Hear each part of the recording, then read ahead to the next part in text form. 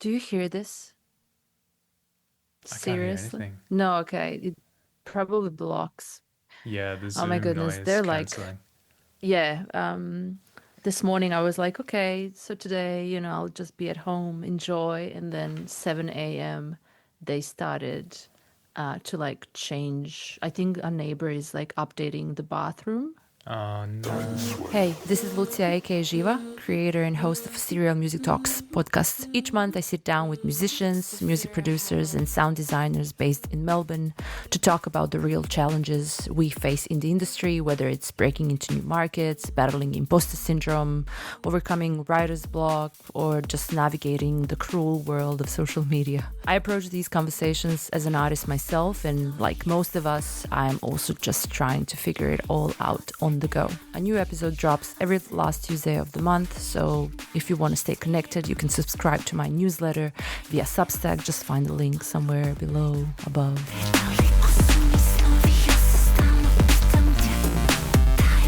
How are you? I'm good. I have got a lot going on. I'm busy with booking a tour at the moment and working at the same time and rehearsing with some new projects too. So it's a strangely busy time, but it's all good things. So I feel good, but slightly overwhelmed. But otherwise, Okay. yeah, pretty good. How about Okay. you? I think I resonate with you a lot. I'm the same. I feel like I'm busy, uh, but it's all my projects, so I Mm, guess that should be a good thing. yeah. I want to start this with you maybe describing your studio or the space that you're at right now, because just a moment ago I heard some really beautiful bird chirping, and it came from you. It didn't, like, I have some birds around my apartment, but these ones were different. So yeah, maybe just could you describe where you're at? Yeah, so you're probably hearing the native birds of Preston, Melbourne, Australia, Wurundjeri country. I am in my home studio and surrounded by lots of instruments and sound making objects and tools and books and lamps. Good lighting in a studio is very important to me. And I have been in this space for 3 years now. And I've always tried to have some sort of studio space, whether it's at home, or like an external studio in like a shared space.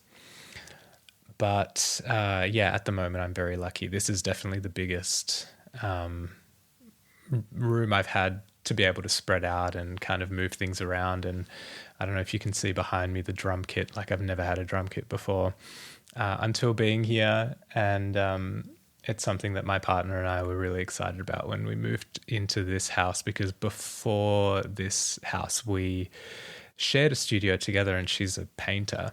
And, in this one tiny bedroom, spare bedroom in a unit, we had my upright piano, which is like my childhood piano, which has traveled everywhere with me, pretty much in every, even share house I lived in. I like brought the piano with me, and including that, and like several guitars, synths, stuff. And then on the other side of the room were all of her like canvases, paints, brushes, drop sheets, stretching materials, framing materials. It was pretty crazy, but we actually got a lot of work done. And then when we moved into this house in Preston, a little bit further out, there was more space, there was more room. And so now she has her separate studio. I have my studio here, which is working out really nicely. But there was something pretty beautiful about working together in such close Really? quarters. We actually got a lot So done. you would spend time like you would be in that space simultaneously Yeah, like every often. day. Wow. And we were in that place during COVID lockdowns. So every day we were in there pretty much making stuff. And we actually ended up collaborating and making things together and then, doing our own separate projects. So that was really nice. I mean, now we just have a wall separating us. So it's still pretty close, but it is nice to have a bit more space. Yeah. But You lately, forgot it, but do you have any soundproofing? I don't see any soundproofing in your, I don't know if it's like actually facing behind the yeah, camera. actually, there are two kind of gifted sound panels that I received from a friend, but then also I've got a few. There's one up behind me that you Ah, can yeah, see I can maybe, see it. Yeah. which is actually these are old paintings from my partner Claire, which I filled with insulation and put. I wrapped them in fabric, so they're actually old paint canvases, which work pretty well. Clever. I Okay. wouldn't say this room is very sound treated at all. I think I'm pretty relaxed But with do that you stuff. record your stuff here, like, actually what we hear when you release, is it all recorded in the studio? Yeah, pretty much. Yeah, pretty much. So I record a lot of guitar and string instruments. I've got some like zithers and mandolin type things, and um, I've got an electric guitar amp, and my piano now is in the living room, but I record that as well, and that's definitely not an acoustically treated room. So I kind of like the roominess though. Somehow Mm. that appeals to me in a way. I'm not surprised, by, when hearing your music, hearing your work, not just music as, like a concept, but it's like sound works, sound pieces. I feel like space has an important role in your works. And I wanted to ask you, while, this, I was planning of this question to come later, but never mind. Do you think of your works more as spaces that you inhabit, or we can inhabit, we who are listening to your works, or is it like a journey that you want to take us on, Wow, that's such a good question.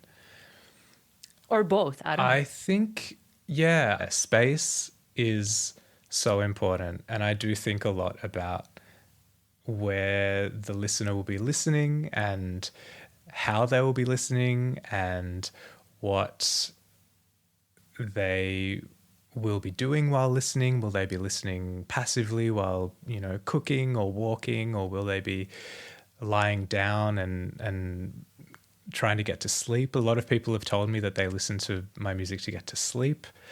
And so space in that way is really interesting to me. The place side of that is really interesting too, because a lot of the music that I make is related to place. Like my last album, Other Air, is all about this one particular place on the south coast of Australia.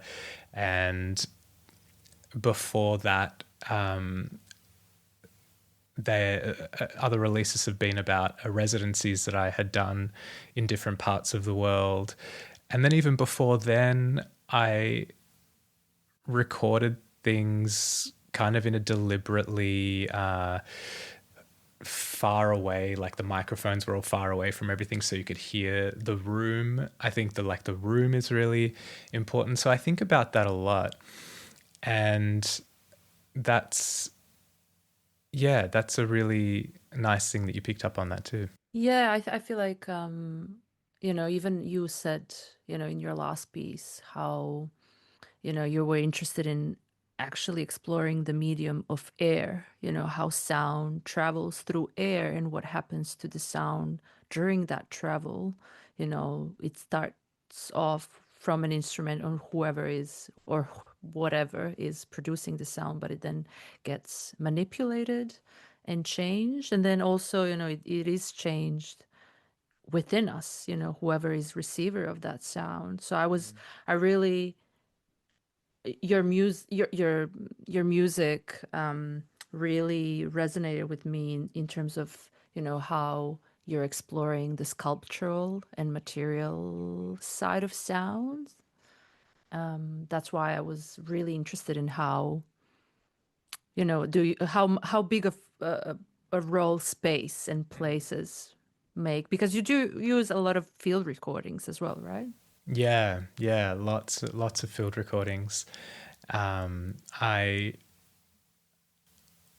from university days, I think, was when I got really into field recordings, and I just love how evocative they are, how much they can remind you of a time, or create some kind of image in your Or mind of a about, place, right? yeah, of a Transport you to that. place. Yeah, and just the way, what are considered non-musical sounds can be used in music too.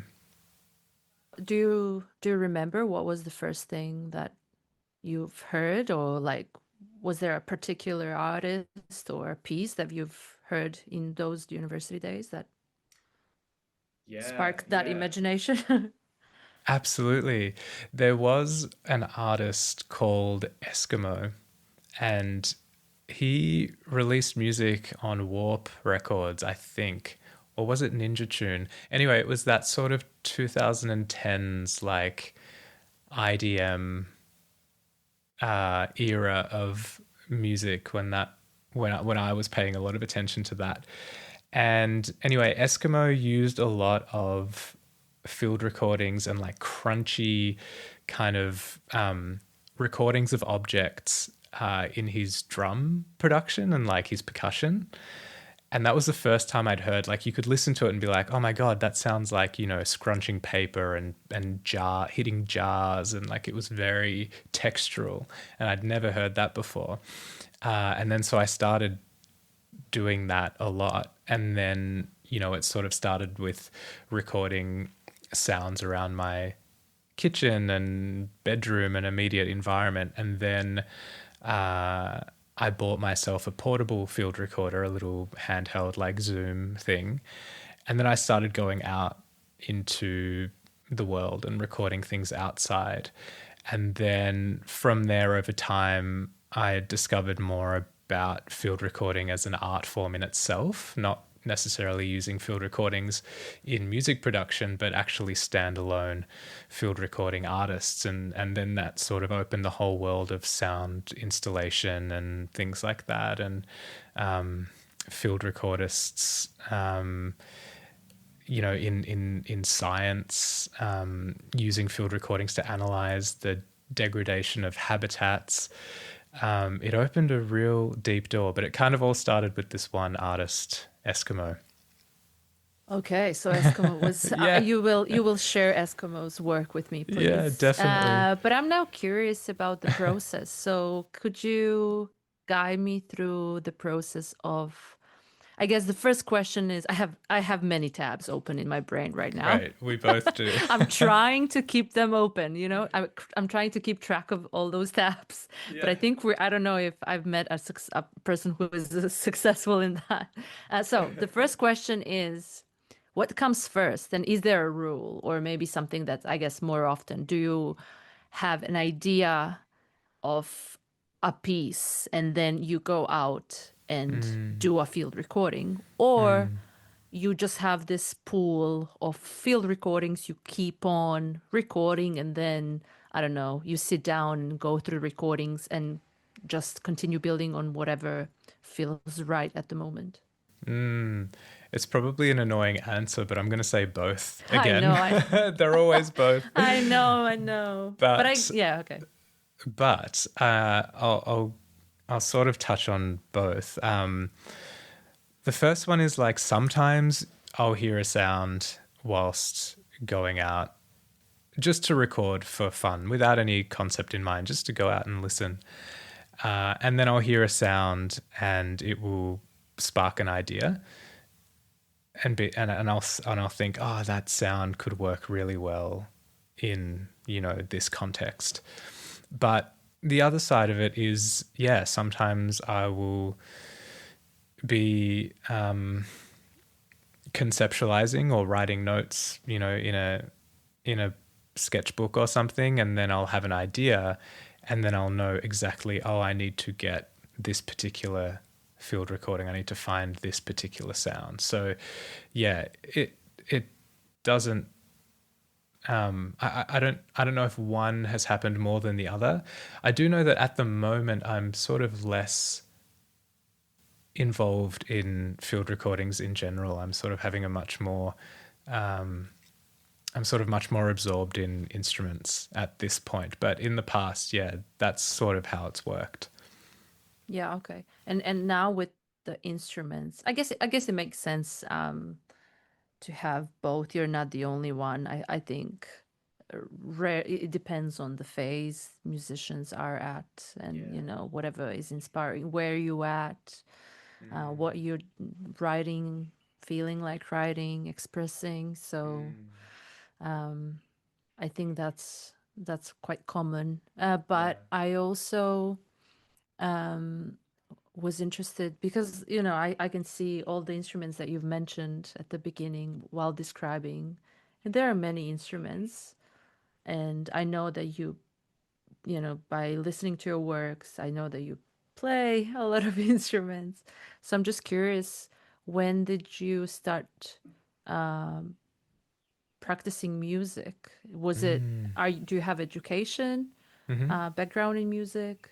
And Yeah, so it goes back to I was maybe like 3 or 4 years old, and I don't come from a musical family, but my grandfather on my dad's side, he was an illustrator, and he just loved musical instruments, and he played like guitar, and he had a slide guitar, and this is 1960s, 70s Hungary.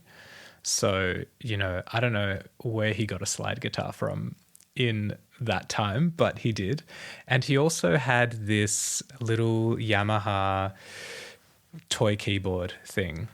And I would just be obsessed with it, and I would play with it all the time. And after a while, my parents saw that and were like, okay, let's get him piano lessons. And I was living in Hungary, in Budapest at the time. And I started school there. And when I started school at like 5 years old, I started piano lessons as well.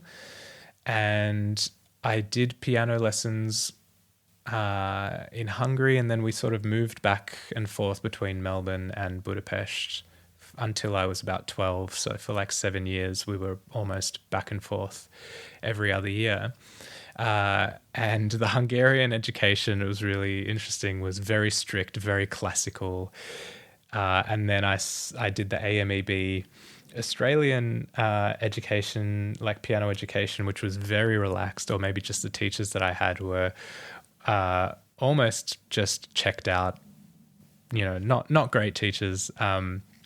And as I got older, just got very bored with piano because I think it was because of I know it was because of the teachers. I just wasn't being exposed to new music. I was entering this kind of teenage hormonal rebellious phase, and kids at school were listening to music of the time, and I was there playing these stuffy classical pieces, or what I thought then were stuffy classical pieces. And so I stopped piano and I taught myself guitar, and I played in bands throughout sort of late primary school and was jamming with friends, and through to high school was playing in more sort of rock-ish bands, and I was writing music. I was really into like Incubus and Deftones in like when I was like 16 to 18, 19, and I had a few bands and I was writing that kind of music. So very melodic rock grunge type. rock. Yeah, exactly. And even then, like I started using. I had like I started using. Do you know the program Reason? Yeah. It's like There's like a whole thing on the internet between users of Reason and users of I think Serum now, like, well, now Oh in yeah, Ableton, I guess. Yeah. that's so funny. Yeah, I used it for a lot. It was the first sort of music production software that I got, and I used that for a while and started getting into, like, I was mixing like electronic sounds with my sort of rocky music at the time. And then I got really into film music, and then I studied film. Well, it wasn't film composition. I studied composition at Box Hill TAFE, Box Hill Institute of Music in Box Hill in Victoria. And that course was it was really bad. Actually, it was really bad. And I, again, just was being taught by really jaded, checked out teachers. That was the only, That's they sad. had great, I was there for 3 years, and Wow. they had great facilities. It was a bachelor of music composition, but I went, straight after school. So from like 18 to 21, I was in this course, and it really, there were some parts of it that were great, but for the most part, I finished that course going, I don't want to do film music. Like, what was modeled to me was really lonely, single white men sitting in studios all day, not getting any sunshine, living very unhealthy lives, being very, like, they didn't even like music. You would ask them, like, what do you inspire? What are you listening to? What should we listen to? And they're like, oh, I don't know. I don't really listen to music much anymore. Like, these were the sorts of people that were teaching young kids.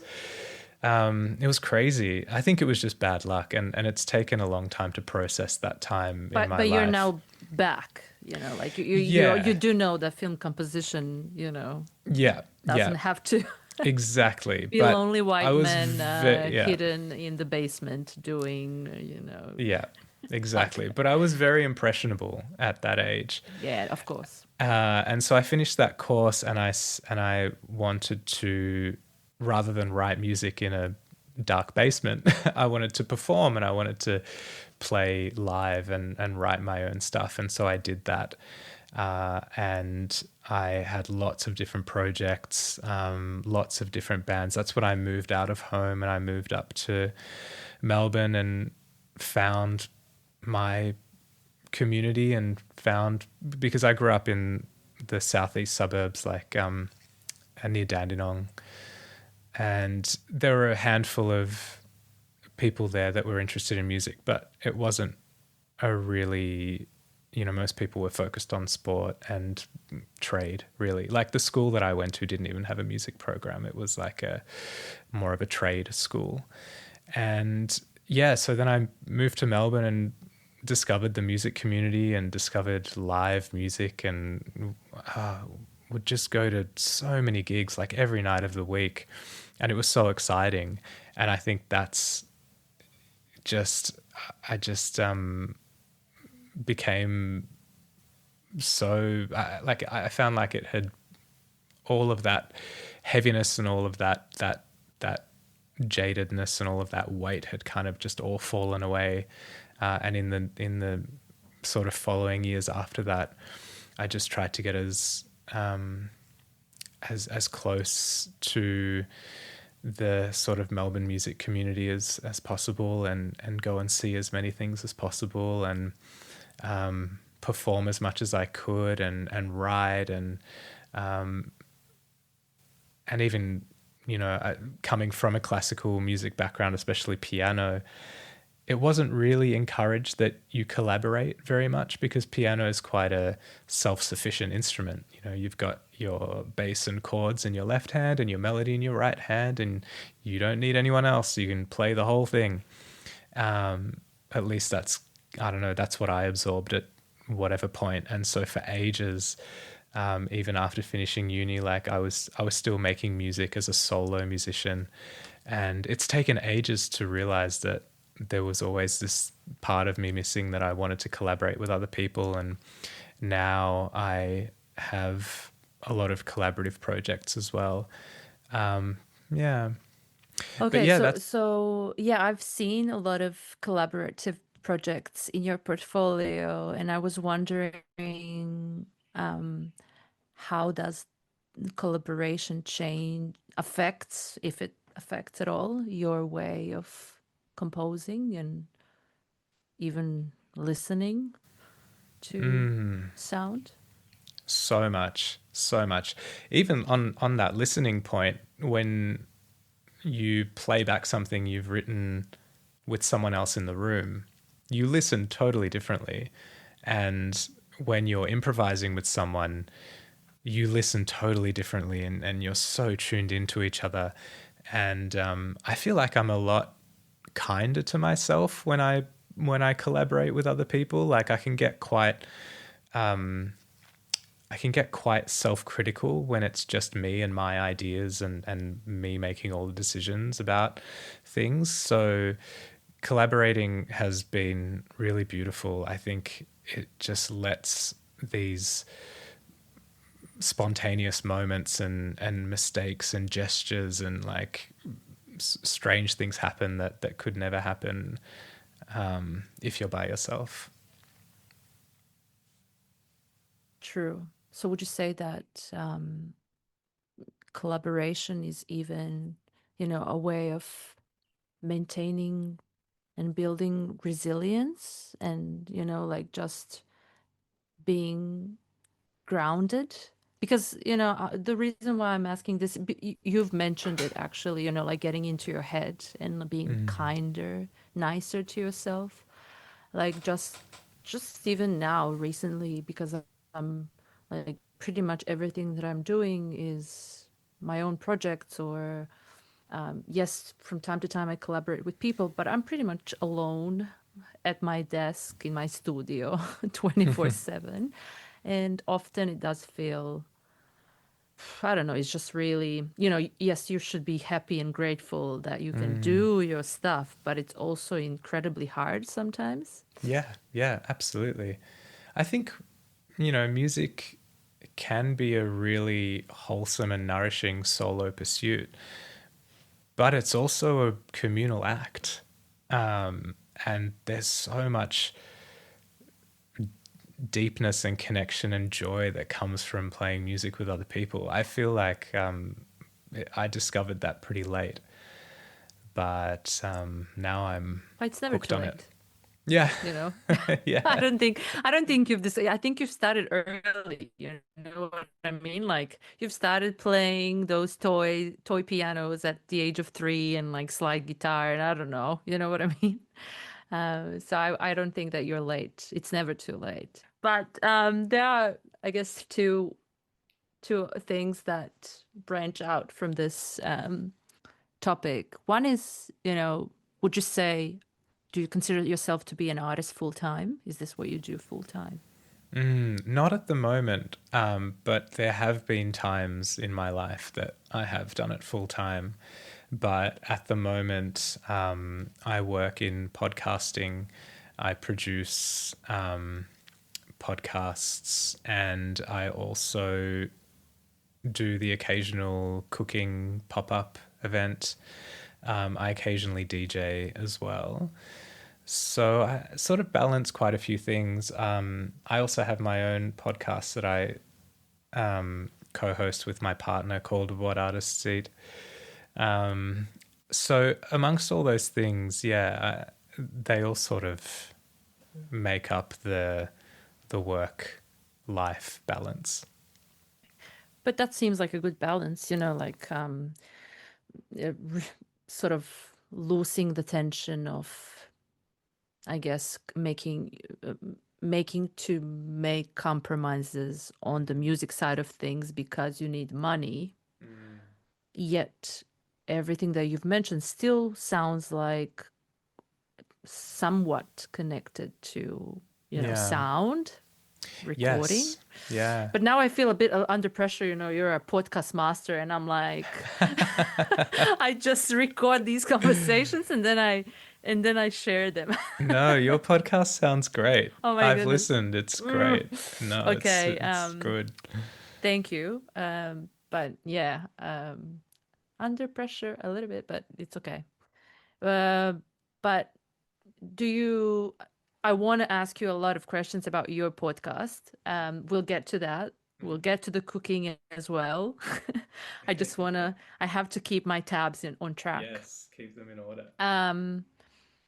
What I wanted to know more about is, so, okay, so I guess at the moment you're not an artist full time, but you know, at the very beginning of this conversation, you were like, oh, you know, I'm now booking a tour. I'm doing a lot of, it sounded like you do a lot of admin and, you know, going through your profiles and like doing a bit of snooping. I can see that you're very active. And knowing that you run a podcast, I know that, you know, how much, you know, it's a lot of hustle. So do you think that you hustle a lot? Do you, you know, how much time do you spend actually doing things that are not creating work, but more like promoting or hustling or booking tour? Do you have any help? Yeah. How's the process? How's that side of things going? It's it's going good at the moment because the main thing that I'm booking for is for a collaborative project, and so I do have someone else doing the work as well, and we're dividing that labor between us. But yeah, a lot of people don't realize the amount of admin that goes into an artistic practice, you know. It's not all like, you know, sitting around and waiting for inspiration to come and, you know, thinking deep thoughts. It's like, yeah, you do need to get things done. And I sort of have an interesting relationship with the word hustle. I wouldn't say hustling is necessarily the way that I go about it. I think hustling kind of has a bit of an unhealthy, like, a bit of a like an unhealthy connotation where it's too intense. I don't think that that's how I would want to approach it necessarily, and I'm pretty aware of spreading myself too thin, as we were talking about earlier. But at times I say I'm just going to lean back and continue to write and focus on writing, but I'm not going to necessarily like do as much admin and look for as many opportunities. I'm not applying for grants. I'm not hitting up people to play. I'm in like writing mode. So it rotates. And so I'll sort of be in writing mode for a bit. And then, you know, I'll get asked to play things, and that's really nice. And funnily enough, I found that sometimes more of that happens. I've found personally that opportunities will come when I don't lean in too hard and I'm not trying to push against the universe, in a way of speaking, you know, like I'm just going with the energy that I need to inhabit at that point. But on the other hand, yeah, definitely there have been times where, you know, you're emailing people, venues, looking at emailing designers, getting posters made,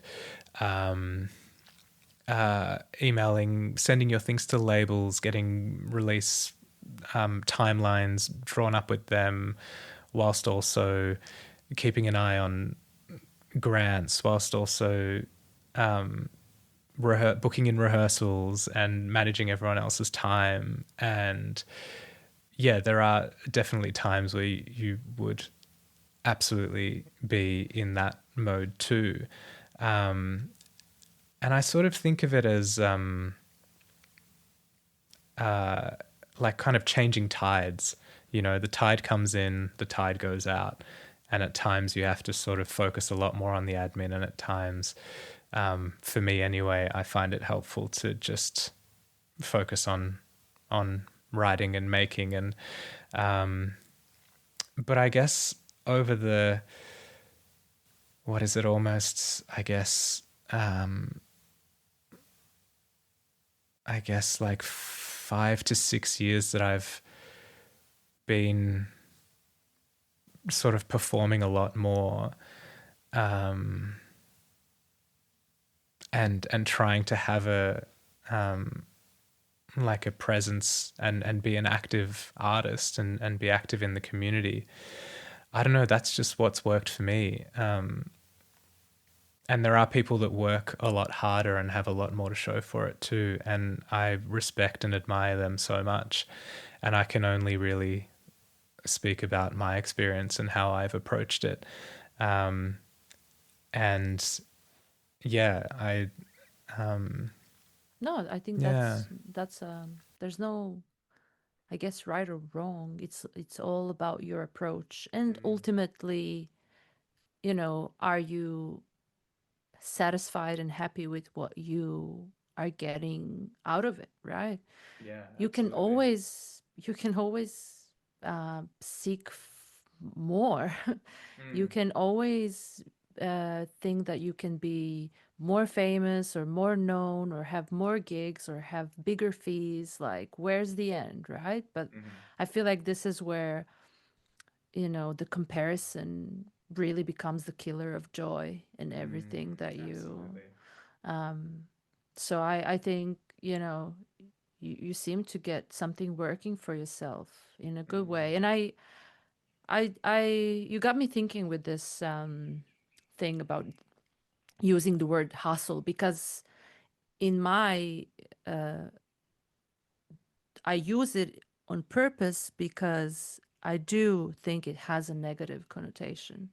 It's it just sort of underlines the hidden labor that goes on Hmm. in the artistic context domain. Yeah. No, like, just maybe now you can see, like, hear more musicians and artists in general just talking about it, but Mm. it's still it's still just, is it even work, is it even labor, right? I don't know, at Yeah. least that's how I feel about it.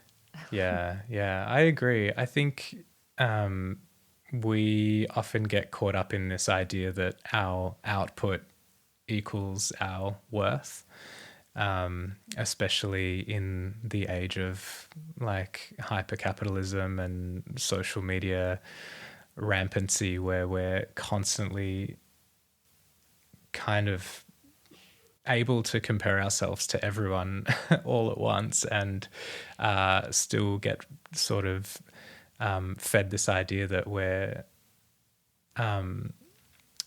as artists, not like productive members of the capitalist system. Like, it's a pretty sort of strange time to be online and be an artist at the moment and questioning, if what you're doing is enough. But yeah, like you said before, if you know if you're kind of satisfied with the work you're making and find joy in the art that you create, then that is an important thing to nurture. And if like getting sucked into the idea that your productivity is your worth, then that can be a pretty quick diminisher of that joy. Exactly. Yeah, I read one in on your Bandcamp, in the description of one of your releases, Conversations for One, you wrote, quote, "Lately I've realized that I'm more interested in the process than the final product," end quote. Yeah, I just thought that was, yeah, it's just something that I've been thinking lately, because, when you have those moments when you're writing music or anything, right? Building a installation or any sort of engaging with any art practice, creative practice. and then you have that moment of just this incredible fulfillment, like it's just a bodily experience, like it's physical, it's just like this happiness is like you've taken the best drug ever. It's just in, I don't know, for me it feels like something opens up in my chest and it just grows, and like I just have to capture it. It's just like exciting. And like that's why I'm doing this. But it sort of falls into the, back burner so often. But I guess that's normal. It's just finding maybe a routine that keeps reminding you to go back to that dish on the back burner to stir. Yes. Yeah. Okay. I'm really happy with this transition into cooking. I knew you were going to do that. Yeah. I was waiting for you. You Look, were it setting up wasn't. that transition beautifully. It wasn't. I didn't plan it. I'm like, really. I swear to God, So good. I haven't planned this. I was with you every step of the way. Let's do it. Yeah. So cooking. Oh my goodness. I feel like I want to do another podcast with you where we're gonna cook. But okay, that's gonna be an idea. I wrote it down somewhere, because when I go onto your Instagram, it's like sound art or pickled vegetables, pierogis, turşie. Well, that's actually like a Turkish word we use for pickled vegetables. I don't know if in Hungarian. But I have many questions because just to give you a little bit of context. So where I grew up, we in East Croatia, we actually have more because it's really close to Hungary, like 20 minutes, well, 30 minutes drive. My cuisine on which I grew up is like a blend of, so it's not Mediterranean at all. It's actually Turkish and Hungarian. So, it's like paprikash, goulash. Well, then we have the sarma and all those Turkish things. But yeah, so you're Hungarian. And I saw that you not just, it seems like you're cooking, but you're also doing a lot of cooking, like events. And then you have a podcast, What Artists Eat. So maybe let's start with, how big of a place in your life cooking has, Oh, such a or good food. question. Yes, such a good question. So I, where do I start? So I think cooking is definitely a creative act as well. And so just like music, it occupies that sort of similar creative space. The way that it's different though to music is that it really goes back to cultural connection. So I had always loved cooking, and I always cooked for myself growing up.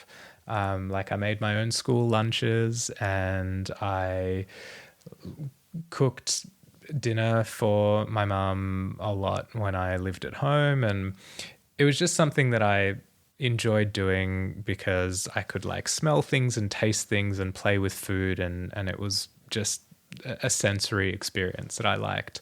And I never really thought much more of it than that.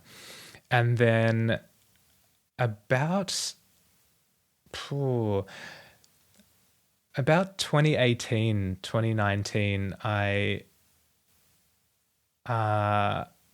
cooked a Hungarian dish that I grew up eating that my grandpa would make a lot, called lecsó.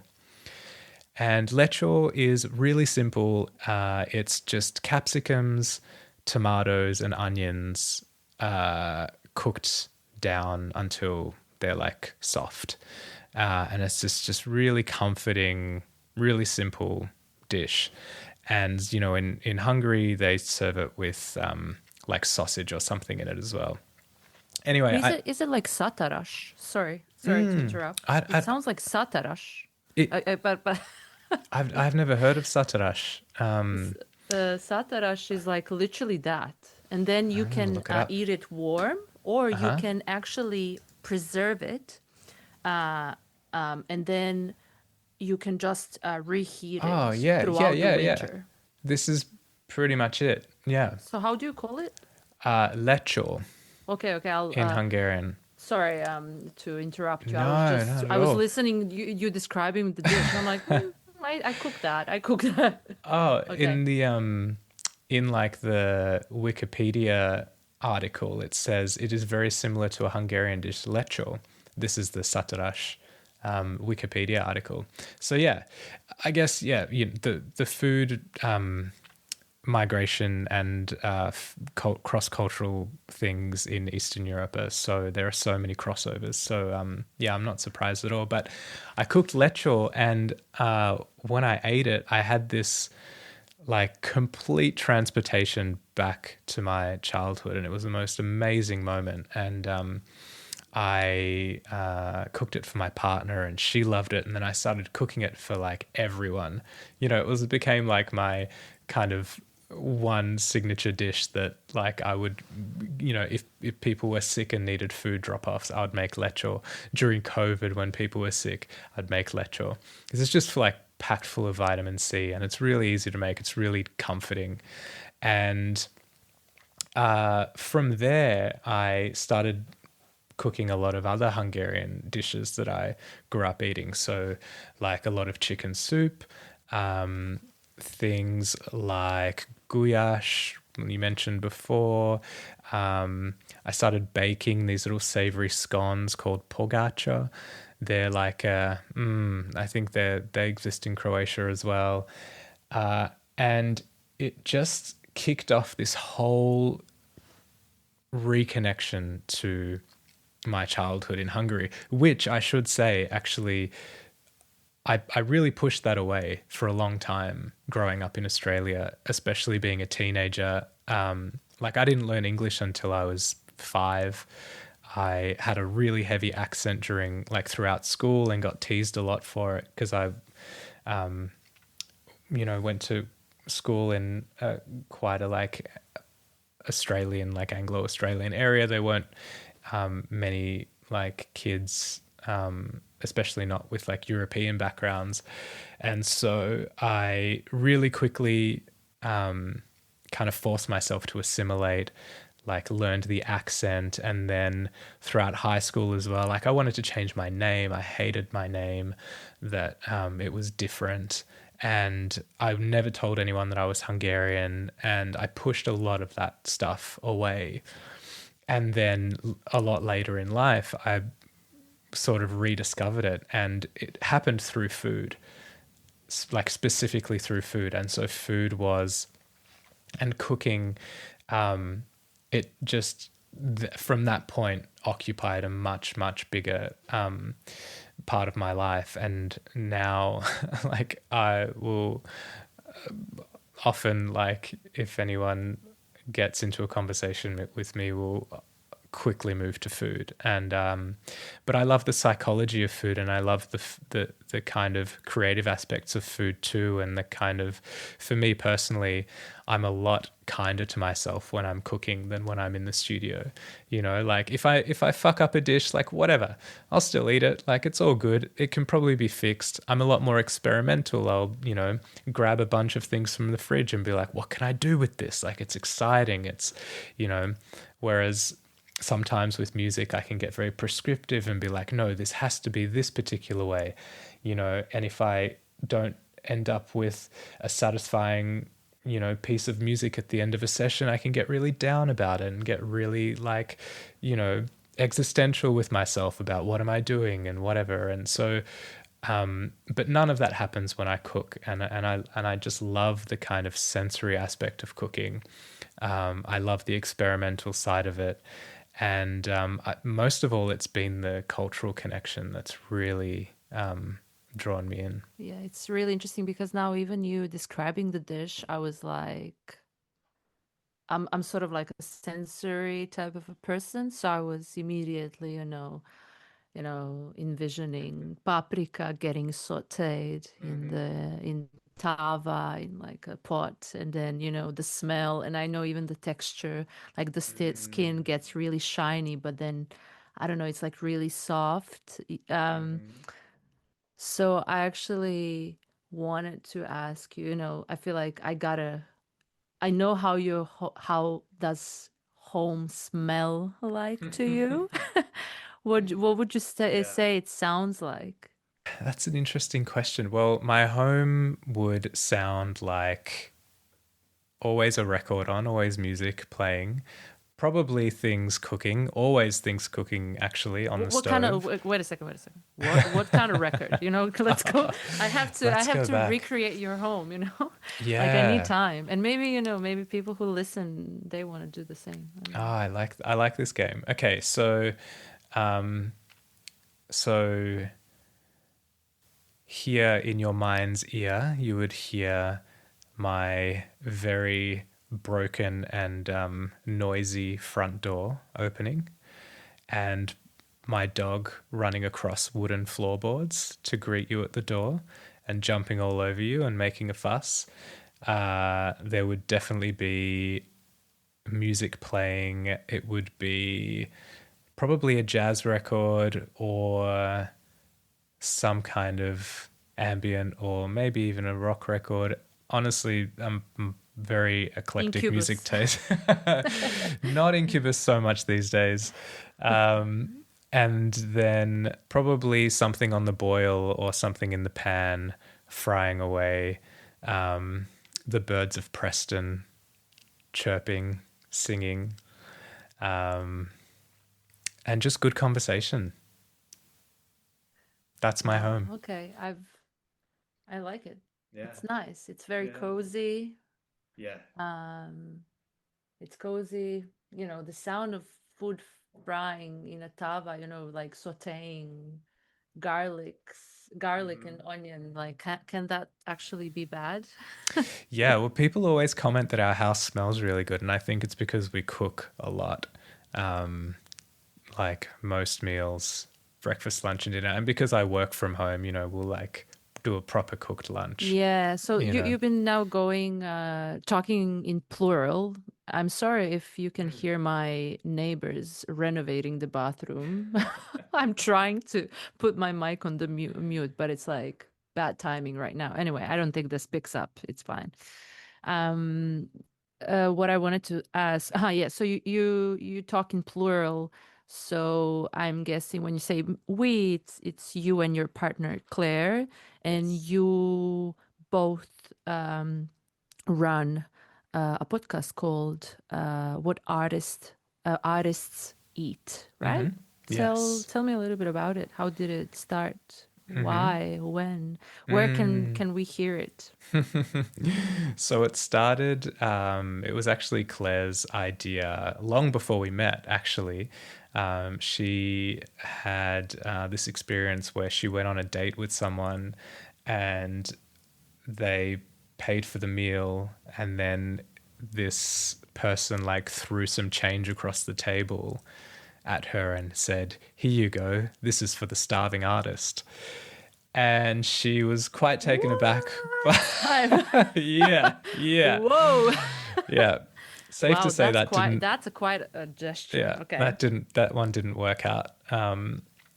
But anyway, so that happened, and she, you know, throughout her life as an artist had always been, told to get a real job and that you'll be a starving artist and all of this kind of stuff. And I also had, that kind of told to me, like when I really wanted to study music at university. Uh, like my dad was quite supportive, but in a very, uh, he gave me a lot of warnings about, you might need to uh, get a real job and you'll be a starving artist, and pointed to all those classic examples of disheveled French painters living in moldy attics, and which is a kind of funny thing that it's so romanticized on one hand, but on the other hand it's like this very real warning that that artists often get met with. So this starving artist concept was always in our lives, and but at the same time, we both really love food and we both really loved cooking, and so we wanted to talk to artists about their experience with this particular stereotype. But we also knew that a lot of artists are very sensitive people who do enjoy cooking and are quite connected to food. And we also wanted to talk about their practice. And just naturally, our conversations often gravitated to food with, friends and people we chatted to anyway. So we decided to combine all of these parts, these interests that we had into this podcast project. And the idea is that we talk to someone, an artist of any medium. So, we've spoken to writers, painters, ceramicists, musicians, obviously. And we talk about their practice. We talk about their backgrounds and what informs their art. But we also talk about how food has played a role in their lives. And so what food did they grow up eating, and how did food kind of tie them to their ancestry? And also then we sort of unpack this idea of the starving artist and why it's still so prevalent in society today, and how it can be sort of used to either cut you down or sort of like other you as an artist, just because you don't live the sort of standard socially acceptable lifestyle.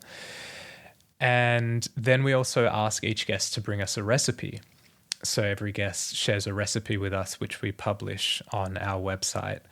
And we think of this kind of recipe sharing as a community act, and you get such a sense of someone through the way they speak about food, and you just get a sense of their life kind of outside of the usual questions that you would ask someone about their art. It takes you a bit deeper into that person and how they think and feel about the world.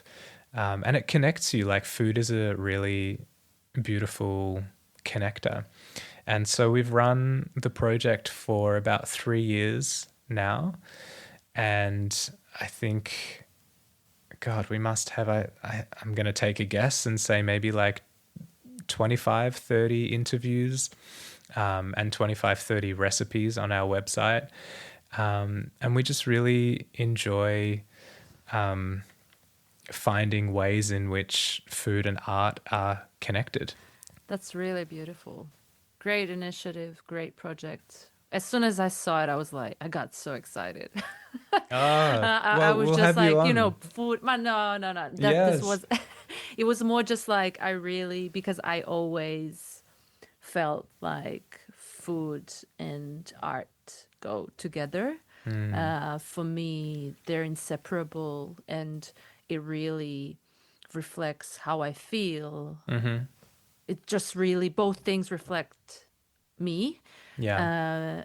Yet they also fulfill me. So like, I always thought that they're really the same thing in a way. Yeah. So when I saw your work, your and Claire's podcast, I was like, whoa, someone else is, thinking the same. Yes. Oh, that's great. And I really like your manifesto that you wrote. We believe that art and food are inextricably linked and that they matter deeply. We believe in the soulful power of the handmade, whether it be bread, a painting, or a symphony. Yeah. I really, especially, handmade and just like cooking, because it is work you do with your hands. Yeah. And yes, you can have a recipe, but still we can all produce very much unique and different dishes from the same recipe. What you eat and what you put in your body, like, that is one side of it. Food is a necessity that we all have to partake in, and it matters what you feed yourself. But beyond just like the utility of it, like it can be a really healing experience to like connect to eating seasonally and like really appreciate where your food is coming from, and sharing meals with people if you're feeling lonely and isolated. Like food has so many mental health benefits as well, and so we really want to highlight those too, especially for artists. Like mental health for everyone, but like, you know, it's especially for artists in this time. I think this is a good way to sort of end our conversation. I don't want to take too much of your time. I Not at know all. I that could talk you're doing. to you for ages. This is such a That's nice good. chat. That's a good sign. Yeah, too. Me too. I really, I told you that I'm also feeling a little bit overwhelmed, but then now going and engaging into this conversation, I feel better. I feel less lonely in that overwhelming feeling, if that makes Yeah, sense. that's good to hear. Yeah.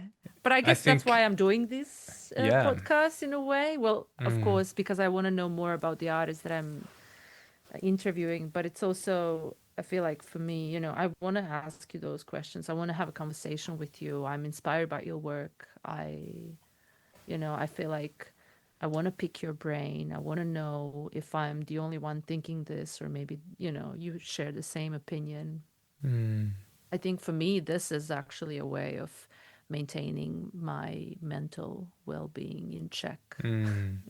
Yeah, and it's great to make time for things like this too. And sometimes it can feel like you're too busy, other people are too busy to just stop for an hour and a half or whatever and have a chat about what's going on in your life. But yeah, in this way, you can actually book it in well in advance, and sure, it's being recorded and everything, but you know, beyond that, it's still a moment of connection in a really crazy busy time. I have one last question for you. Mm-hmm. Um, what was the best advice you were ever given to? It can be art Ooh. related, like art practice, but it can be just like a Mm-hmm. life advice, whatever you want to Okay, this share. is one of the good ones. Um, I'll keep thinking in the background as I'm telling the story in case I come up with a better one. But this one was pretty good.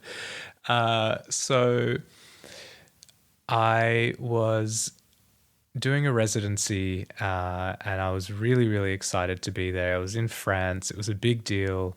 I had, traveled specifically there for this residency, and the residency was all about like deep listening, improvisation, and spatial sound, and it was incredible. And at the time, I had a lot of angst and anxiety about my creative career and how I would reach these milestones as an artist, and how I should be presenting myself, and how I should be sort of like quote unquote playing the game in different ways. And I felt like I had all these ideas, but not one consistent sort of, like, I don't know, for lack of a word, path. And I hadn't made anything in ages. I hadn't finished any music in a while. I was in a bit of a rut, and I was conceptualizing a lot, and like was filling notebooks with writings and concepts and thoughts and stuff. And anyway, one of the facilitators at this residency, who's now sadly passed away, was named Phil Niblock. And Phil Niblock was this minimalist composer from the kind of New York minimalist school. And a few days after the residency, I was going through all this stuff in my head, and I felt like I was even more confused than I was before I went there, and I just didn't know how to move forward. I was really stuck, really, yeah, in a really sort of down way. And I wrote Phil this huge email, like I don't know, an essay of an email and told him all this stuff that I was like anxious about and all these worries that I had. And a couple of days later, he wrote an email back and it's all in lowercase, and it just says, Zoltan, best to just keep going forward. Thinking can be disruptive. Phil. And like, just so simple. Almost like, this divine, enlightened spirit of a man. And, he had lived this huge life of doing lots of different things, and just the way he distilled it was perfect. And I just think, when I get a bit too caught up in, will this be successful? Will people like this? Should I be doing this? Should I be making this kind of music? Should I start this? I have a screenshot of this email, and I had to find it just now while I was telling the story. I've got it up now, and I just love it. It's just, best to just keep going forward. Thinking can be disruptive. Hey, this is Lucia, aka Živa, creator and host of Serial Music Talks podcast. Each month I sit down with musicians, music producers, and sound designers based in Melbourne to talk about the real challenges we face in the industry, whether it's breaking into new markets, battling imposter syndrome, overcoming writer's block, or just navigating the cruel world of social media. I approach these conversations as an artist myself, and like most of us, I'm also just trying to figure it all out on the go.